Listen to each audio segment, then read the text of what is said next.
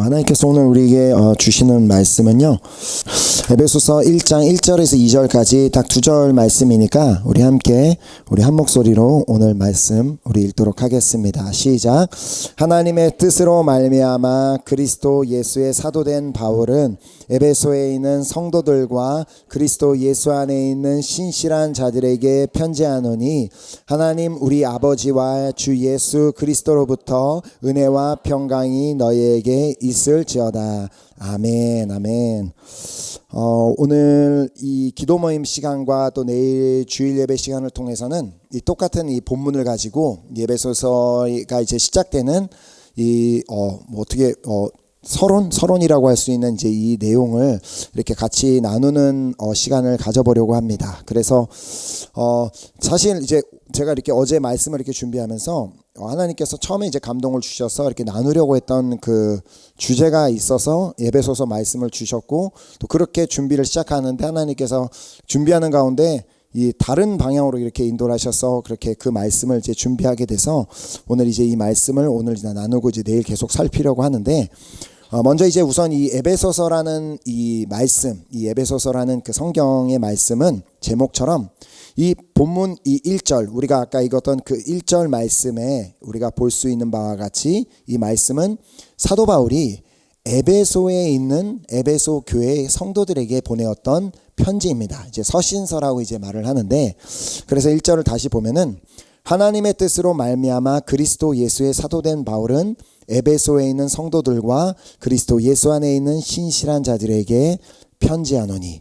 자, 우리가 보는 바와 같이 이 1장 1절, 이 에베소서가 시작이 되는 이 1장 1절 말씀을 이렇게 보면은 우리에게 두 가지 정보를 제공하고 있는 것을 볼 수 있습니다. 자, 먼저는 이 에베소서의 저자가 누구인지, 이 에베소서를 기록한 자가 누구인지를 볼 수가 있고, 또 그리고 이 두 번째로 에베소서를 기록한 그 대상자가 누구인지가 이 1절에 나오고 있는 것을 보게 됩니다. 자, 그래서 우리가 볼 수 있듯이 이 저자는 사도 바울입니다. 자, 그리고 그 사도 바울은 자신을 그냥 나는 바울이다라고 소개하지 않고 자신을 이렇게 소개합니다. 하나님의 뜻으로 말미암아 그리스도 예수의 사도된 바울. 그렇게 자신을 이제 소개를 하는데, 그러므로 이 서신서를 기록한 사람, 그래서 이 에베소에 있는 사람들에게 이 편지를 쓰면서, 이 서신서를 쓰면서 바울이 전하고자 했던 것은, 내가 지금 너희들에게 편지를 쓰는 것은 내 생각 그리고 나의 신학, 어떤 나의 철학을 당신들에게 말하려는 것이 아니라, 나는 하나님의 뜻으로 말미암아 예수 그리스도로부터 선택하심을 받아서, 그래서 내가 하나님 그 예수 그리스도로부터 보내심을 받았기 때문에 내가 여러분들에게 메시지를 보내고 있는 것입니다 라는 그 내용을 지금 강조하고 있는 것입니다. 자, 그리고 이 서신서의 대상은 우리가 그냥 보는 바와 같이 에베소에 있는 성도들과 또 그리스도 예수 안에 있는 신실한 자들임을, 이렇게 해서 바울은 에베소에 있는 성도들과 그리스도 예수 안에 있는 신실한 자들에게 편지하노니 라고 그렇게 대상을 보게 됩니다.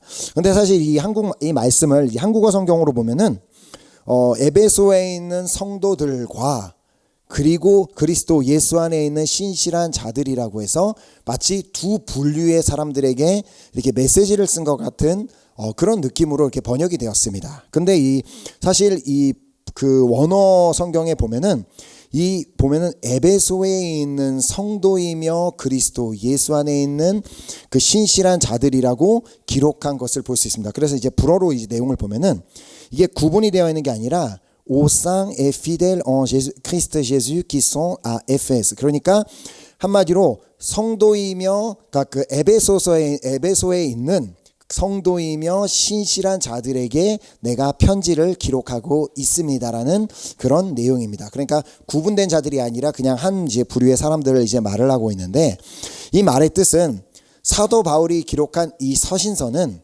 에베소에 있는 그 어떤 다른 사람들이 아니라 그곳에서 신앙생활을 하고 있고 믿음의 생활을 하고 있는 사람들 중에, 그들 중에 성도이며 또한 신실한 사람들을 위해서 이 말씀을 기록하고 있음을 우리는 보게 됩니다.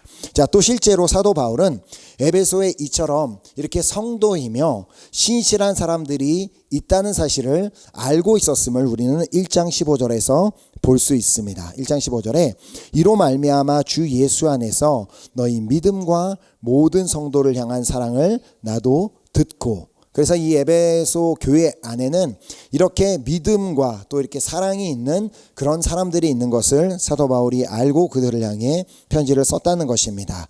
자, 특별히 오늘 이 시간은 이 사도 바울이 언급한 그 에베소에 있는 성도와 이제 신실한 자들이라고 얘기를 하는데, 그렇다면 이제 사도 바울이 언급한 이 성도라는 단어가 도대체 무엇을 의미하는지를 오늘 이제 집중적으로 살펴보도록 하겠고요. 그래서 이제 내일 제 주일 예배 시간을 통하여서는 신실한 자들이 무엇인가를 살펴보도록 하겠습니다. 그래서 오늘은 이제 먼저 이 성도라는 단어가 무엇을 의미하는지를 우리가 이제 한번 보도록 하겠는데, 방금 이제 우리가 그 이제 1절에서 보았던 것처럼 바울이 언급하기도 하였고, 우리는 이 성도라는 단어를 흔히 사용합니다. 그래서 나는 뭐 은혜교회 성도입니다, 무슨 교회 성도입니다라고 그렇게 소개할 때 사용하는 이 성도라는 단어를 이 국어사전에 찾아보니까 국어사전에서는 기독교 신자를 높여 이르는 말이라고 그렇게 정의되어 있는 것을 보았습니다. 자, 그런데 그 정의가 틀렸다고만은 할 수는 없지만, 그렇다고 기독교인이라고 해서 모두가 성도이지만은 않습니다. 왜냐하면 그 원어적으로도 그렇고 불어에서도 볼 수 있듯이 이 성도라는 말은 불어에서는 그냥 한마디 쌍이라고 합니다. 그래서 성인이라고 하죠. 쌍, 즉 거룩한 자를 의미하는 단어가 바로 성도이기 때문이다. 그래서 거룩할 성, 이제 그 성도인데, 그렇기 때문에 이 성도는 아무나 성도가 될 수 있는 것은 아닙니다. 우리 그 누구나 교인은 될 수 있지만 그 누구나 성도는 되지 않을 수 있습니다. 자, 이 말은 교인이란 그냥 어떠한 공동체가 있는데 그 공동체에 속하여 그 공동체에 등록해서 그 교회의 멤버가 되면은 교인이 될 수는 있지만, 성도란 그냥 교회에 등록한다고 성도가 되는 것이 아니라 예수 그리스도를 믿고 예수 그리스도에게 속하여, 그리고 자신이 그 예수 그리스도의 죽으심으로 말미암아 내가 거룩하게 되었다는 사실을 믿고 그 믿음대로 살아가는 사람만이 성도가 될 수 있기 때문입니다. 자, 하나님께서는 그렇기 때문에 우리 모두가 어떤 단순한 교인이 되는 것이 아니라 하나님께서는 우리 모두가 진정한 성도가 되기를 원하시는 줄 믿습니다. 자, 그러나 우리 스스로는 알고 있습니다. 우리 스스로는 그렇게 거룩한 사람이 될 수 없고 그런 성도가 될 수 없다는 것을 우리는 알고 있습니다. 그래서 우리가 알아야 되는 것은 우리 스스로는 성도가 될 수 있는 것이 아니라 우리가 성도가 될 수 있는 것은 오직 예수 그리스도를 통해서만 그것이 가능함. 그리고 예수 그리스도께서 우리가 성도를 되게 하셨음을 우리가 히브리서 10장 10절을 통해 보게 됩니다. 자, 히브리서 10장 10절에 이 뜻을 따라 예수 그리스도의 몸을 단번에 들이심으로 말미암아 우리가 거룩함을 얻었노라. 그러니까 내가 어떻게 깨끗하게 하려고 노력하고 무엇을 한다고 해서 거룩해지는 것이 아니라 우리가 거룩함을 받을 수 있는 것, 성도가 될 수 있는 것은 예수 그리스도께서 자신의 몸을 희생하시고 자신의 몸을 정말 들이셨기 때문에 우리가 그 거룩함을 받을 수 있고 또 우리가 성도가 될 수 있다라는 말입니다. 자, 또한 히브리서 10장 14절에는 그가 거룩하게 된 자들을 한 번의 제사로 영원히 온전하게 하셨느니라.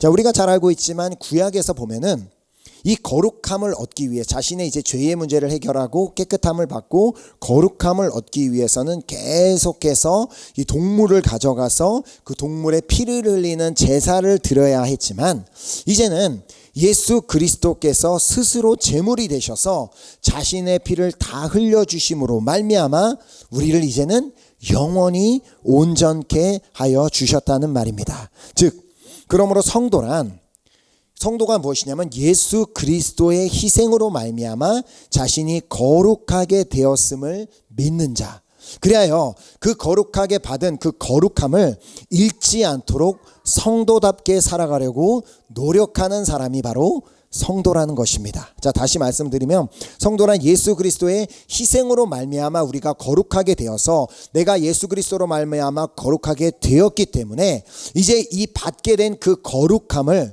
그대로 그것을 유지하기 위해서 그리고 나의 성도라는 그 이름답게 살아가려고 노력하는 사람만이 바로 성도가 될 수 있다라는 것입니다. 자, 그래서 에베소서 4장에 보면은 그 사도 바울이 이렇게 성도답게 살아가기 위해서 우리가 어떻게 해야 하며 무엇을 해야 하는지를 설명하고 있음을 보게 됩니다. 에베소서 4장 21절에서 24절 말씀입니다. 진리가 예수 안에 있는 것 같이 너희가 참으로 그에게서 듣고 또한 그 안에서 가르침을 받았을진데 너희는 유혹의 욕심을 따라 썩어져가는 구습을 따르는 옛사람을 벗어버리고 오직 너희의 심령이 새롭게 되어 하나님을 따라 의와 진리의 거룩함으로 지으심을 받은 새 사람을 입으라. 아멘. 다른 말로 우리가 예수 그리스도를 믿기 전에 입고 있었던 나의 옷, 그리고 나의 자아의 옷, 나의 생각의 옷, 나의 어떤 그리고 세상적인 그런 모든 옷들은 다 이제는 옛날에 예수님을 믿기 전, 성도가 되기 전 그 모습들은 다 벗어버리고 이제는 온전히 예수 그리스도로 옷 입은 자로 살아가는 것이 성도가 되는 방법이라는 것입니다. 자, 성도가 되기 전에 나는 그런 다른 옷들을 입고 있었지만 이제는 성도가 예수 그리스도의 보혈로 말미암아 내가 예수 그리스도라는 옷을 입고 예수 그리스도로 말미암아 내가 성도가 되었기 때문에 이제는 이전에 가졌던 그런 모습들은 정말 버리려고 노력하고 이제는 거룩함을 입은 자답게 하루하루 생활하여야 한다는 말입니다. 자, 그러나 우리 스스로는 또한 이 거룩함을 내가 예수 그리스도로 내가 이렇게 거룩함을 받기는 했지만 우리 스스로가 그 거룩함을 지켜나가기가 어렵다는 것을 우리는 또 너무나 잘 알고 있습니다. 왜냐하면 우리는 그냥 우리가 그렇게 죄를 지으려고 노력을 하는 것은 아닌데 너무나 쉽게 우리는 그 죄의 유혹에 넘어가게 되고 또 우리가 살면서는 내가 성도라는 사실, 내가 예수 그리스도로 말미암아 거룩하게 된 예수 그리스도의 신부라는 그런 사실을 때로는 우리가 망각하고 완전히 잊어버리고 살게 되는 경우가 너무나 많이 있기 때문입니다. 자, 그래서 사도 바울은 에베소에 있는 성도들에게 그들이 이 성도라는 그 신분을 지켜나가기 위해서 너희들에게 정말 이것이 필요하다라는 그 말씀을 전해주고 있는 것을 이제 에베소서에서 보게 되는데 그 말씀은 바로 우리가 잘 알고 있는 에베소서 5장 18절 말씀입니다. 우리가 성도라는 그 직분을 그 성도답게 살아갈 수 있도록 그것을 지켜내기 위해 우리에게 필요한 것이 바로 술 취하지 말라 이는 방탕한 것이니 오직 성령으로 충만함을 받으라입니다.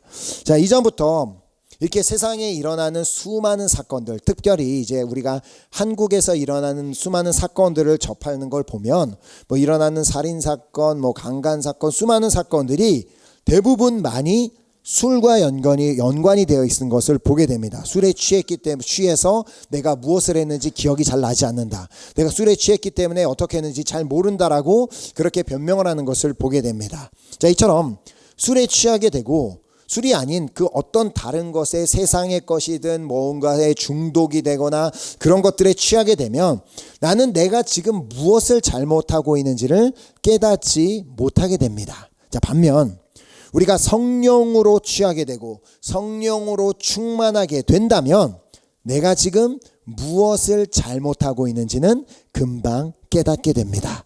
자, 왜냐하면 내가 성령으로 충만한 상태에 있으면 그 성령님께서 계속해서 우리 내 안에서 나에게 말씀하여 주시는데 특별히 나에게 너는 성도라는 사실, 준호야 너는 성도라는 그 사실을 계속해서 성령님께서 자각할 수 있도록 도와주시며 또 내가 그 사실을 잊으려고 할 때마다 너 다시 한번 우리를 깨닫게 하셔서 제자리로 돌이키도록 우리를 그렇게 인도하시기 때문입니다. 자, 그래서 우리에게 성령으로 충만한 것이 그렇게 중요한 것입니다. 자, 우리는 성령으로 충만할 때에만 성도답게 행동할 수 있게 됩니다.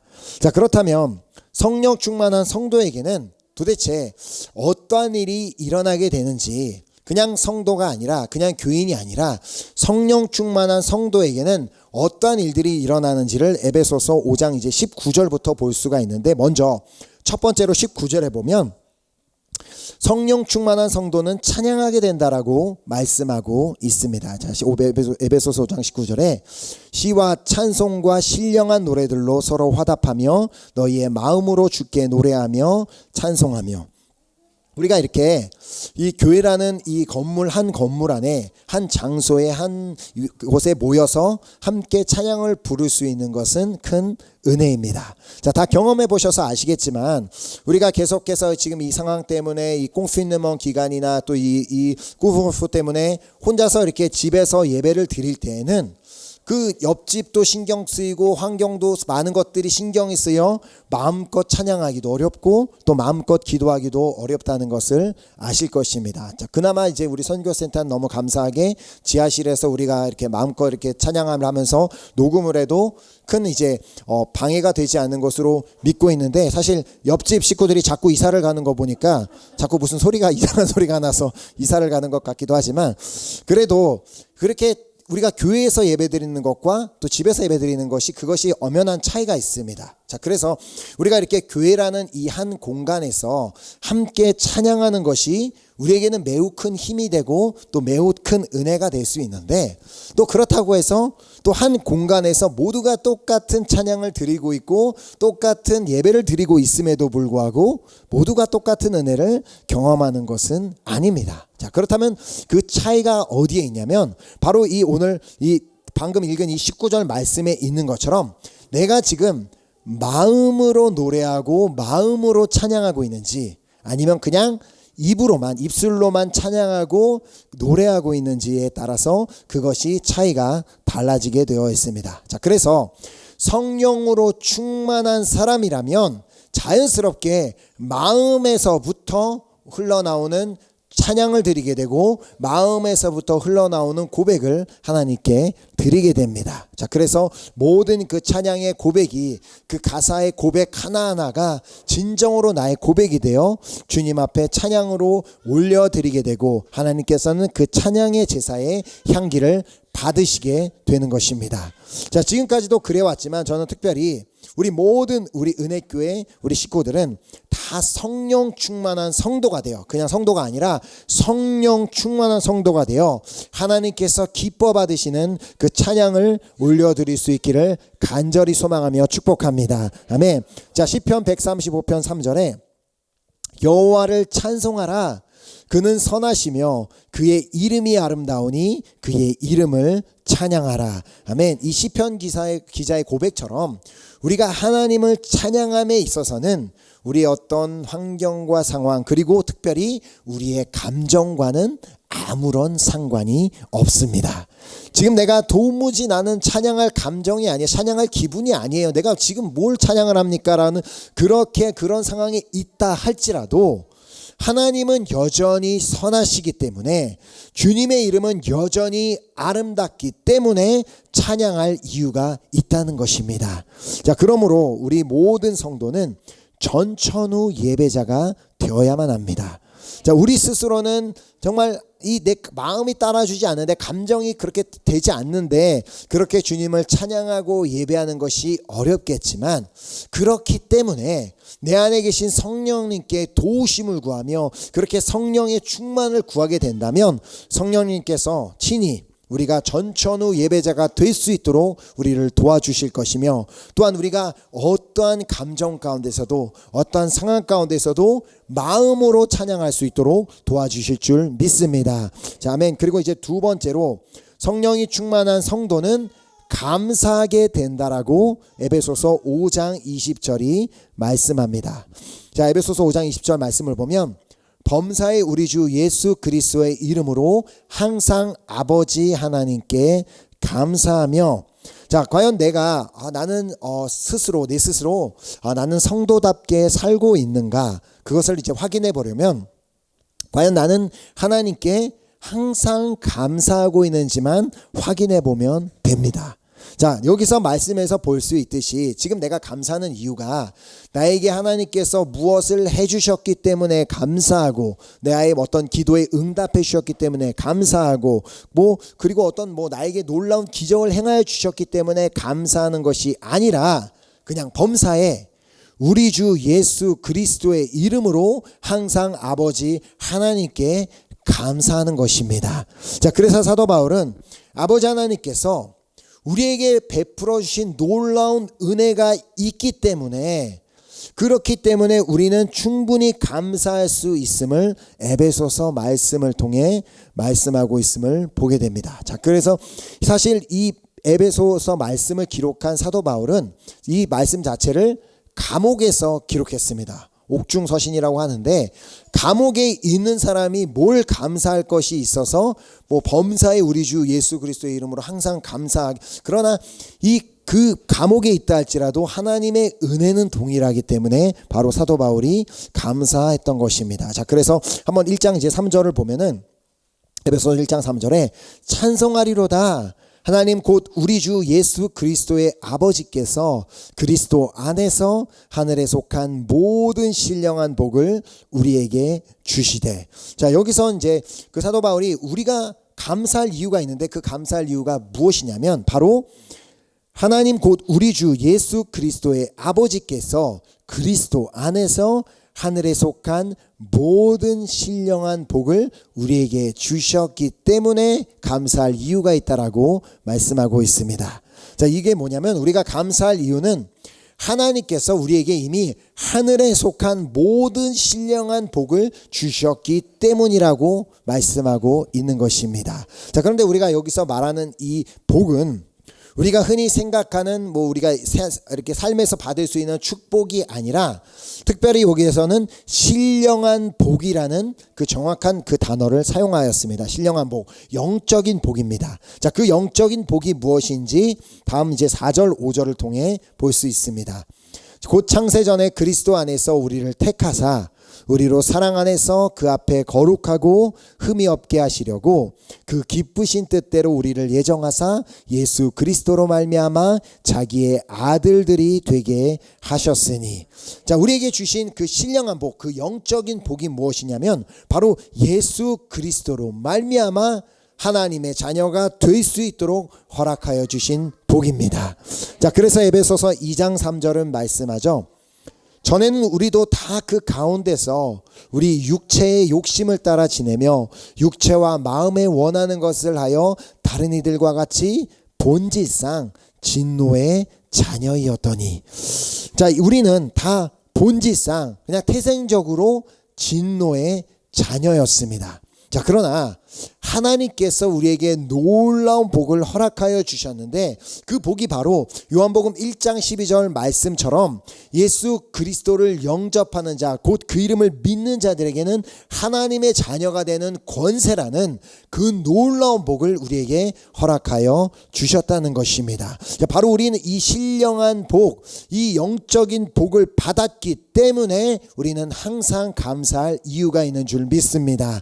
자, 비록 우리가 때로는 죄에 또 다시 넘어지고 때로는 탕자처럼 아버지를 또 떠나는 일이 일어난다 할지라도 우리가 또 감사할 이유가 뭐예요? 우리는 돌아갈 곳이 있기 때문에, 우리를 언제나 두 팔 벌려 기다리고 계시는, 나를 사랑하시는 아버지의 품이 있기 때문에 우리는 또다시 한번 감사할 이유가 있다는 것입니다. 자, 또한 우리가 성도라고 이런 부름을 받을 수 있고 성도라는 이 직분을 받을 수 있음에 우리는 감사할 수 있습니다. 우리가 본질상 진노의 자녀였다는 말은 우리는 정말 그 죄인으로 태어나서 죄인으로서 멸망을 받을 수밖에 없는 그런 죄인의 신분을 가지고 있었음을 의미합니다. 그래서 우리 스스로는 이 문제를 해결할 수가 없는데, 그러나 예수 그리스도께서 자신의 목숨을 희생 제물로 드리심으로 말미암아 아무런 죄가 없고 너무나 깨끗하고 거룩 그 자체이신 그분이 자신의 목숨을 제물로 드리심으로 말미암아 단번에 이 죄의 문제를 해결해 주셨고, 우리가 이제 거룩하게 될 수 있는 은혜를 누렸기 때문에 우리는 감사할 수 있다는 것입니다. 자, 그래서 에베소서 1장 7절에 우리는 그리스도 안에서 그의 은혜의 풍성함을 따라 그의 피로 말미암아 속량 곧 죄사함을 받았느니라. 아멘. 우리가 이렇게 죄사함을 받을 수 있는 은혜에, 우리가 회개하면 또 죄사함을 받을 수 있는 이 은혜, 우리가 예수 그리스도께서 희생하심으로 말미암아 우리가 거룩함을 받고 성도라고 부림을 받을 수 있는 그 은혜가 있기 때문에 우리는 감사할 수 있다는 것입니다. 자, 그리고 또한 세 번째로 성령으로 충만한 성도는 그리스도를 경외함으로 복종하게 된다라고 에베소서 5장 21절이 말씀합니다. 에베소서 5장 21절에 그리스도를 경외함으로 피차 복종하라. 자, 다른 사람에게 복종한다는 것은 자신을 상대방보다 더 낮게 더 여기는 것을 의미합니다. 그래서 이제 상대방을 나보다 더 낮게 높게 여기고 자신을 낮출 때 비로소 우리는 다른 사람에게 복종하는 것이 가능해집니다. 자, 사실 여기서 복종이라고 이제 번역된 이 단어는, 복종이라고 하면 우리는 마치 뭐 좀 이렇게 뭔가 노예가 된 것 같고 이제 그런 느낌이 있지만, 이 헬라어 단어 자체가 휴포타소라는 그 단어인데, 그 휴포타소라는 그 단어의 이제 의미를 살펴보면 순종하여 받들다라는 그런 의미를 가지고 있음을, 또 그래서 누가복음 2장 51절에는 그렇게 번역했음을 이제 보게 됩니다. 누가복음 2장 51절에 보면 예수께서 함께 내려가사 나사렛에 이르러 순종하여 받으시더라. 예수님께서 유선원 시절에 부모님을 그렇게 뭐 육체의 부모님이었던 마리아와 또 요셉을 순종하여 예수님께서 받으셨다라는 이 동사가 이제 똑같은 이제 동사가 사용이 되었습니다. 자, 즉 마치 자식이 부모님께 순종하여 받드는 것처럼, 그것은 그냥 예수님을 믿는 사람이든 믿지 않는 사람이든 그것은 당연한 도리이기 때문에 그렇게 부모님께 순종하여 받드는 것처럼, 그것이 부부 사이에서도, 부부 관계에서도 서로가 서로를 순종하여 받드는 것을 의미하며, 또한 공동체 안에서도 서로가 서로를 순종하여 받들어 주는 것을 의미합니다. 자, 그렇기 때문에 성도란 자신을 낮게 여기고 서로를 순종하여 받들어 주는 것을 의미합니다. 자, 그래서 빌립보서 2장 3절이 말씀합니다. 아무 일에든지 다툼이나 허용으로 하지 말고 오직 겸손한 마음으로 각각 자기보다 남을 낮게 여기고 저 사람이 나보다 더 낫다라는 그런 마음을 가지라는 것입니다. 자, 그런데 그 반대로 내가 그래도 당신보다는 낫지, 내가 그래도 내가 좀 더 아는 것도 있고 이 분야에서 내가 좀 더 훨씬 낫고라는 그런, 내가 훨씬 더 그 위에 있다라는 생각이 있을 때, 바로 그럴 때 다툼이 일어나게 됩니다. 왜냐하면 내가 아는 것은 이건데 당신은 그거 틀렸어, 내가 아는 것이 맞다라고 그렇게 얘기했기 때문에 다툼이 일어나게 되고, 또 그런 생각이 있기는 한데 내가 저 사람 당신보다 난 거는 아는데 그냥 단지 내가 또 그리스도인이니까, 교회를 다니니까 다른 사람 시선이 있기 때문에 내가 고집을 피우는 것 같으니까 그냥 그러는 척 해주는 것, 그냥 순종을 해주는 척 한다면 그것은 허영일 뿐이라는 것입니다. 자, 그러므로 오직 우리는 겸손한 마음으로 각각 자기보다 남을, 그 사람이 나보다 나이가 어리던 뭐 어찌 되었던 그것이 상관없이 남을 나보다 훨씬 더 낮게 여길 줄 알아야지만 우리는 그 상대방에게 순종하고 받들어 섬길 수 있게 됩니다. 자, 마치 예수님께서 제자들의 발을 씻겨 주셨던 것처럼 말입니다. 자, 그래서 예수님께서도 당신의 제자들이 그냥 어떤 그 예수님을 따라다니는 사람들만이 아니라 그들 역시도 성도가 되기를 원하시는 마음으로 예수님께서 말씀해 주셨습니다. 자, 요한복음 13장 14절에 예수님께서 제자들의 발을 씻어 주신 후에 내가 주와 또는 선생이 되어 너희 발을 씻었으니 너희도 서로 발을 씻어 주는 것이 옳으니라. 예수님은 당연히 그 제자들보다 훨씬 더 높으신 분이고 당연히 높임을 받으셔야 하는 분이셨음에도 불구하고 선생이시며 주님이신 그분께서 스스로에 낮추셔서 제자들의 발을 씻어주셨던 것처럼 우리에게도 그렇게 해야 된다라고 말씀하고 계시는 것입니다.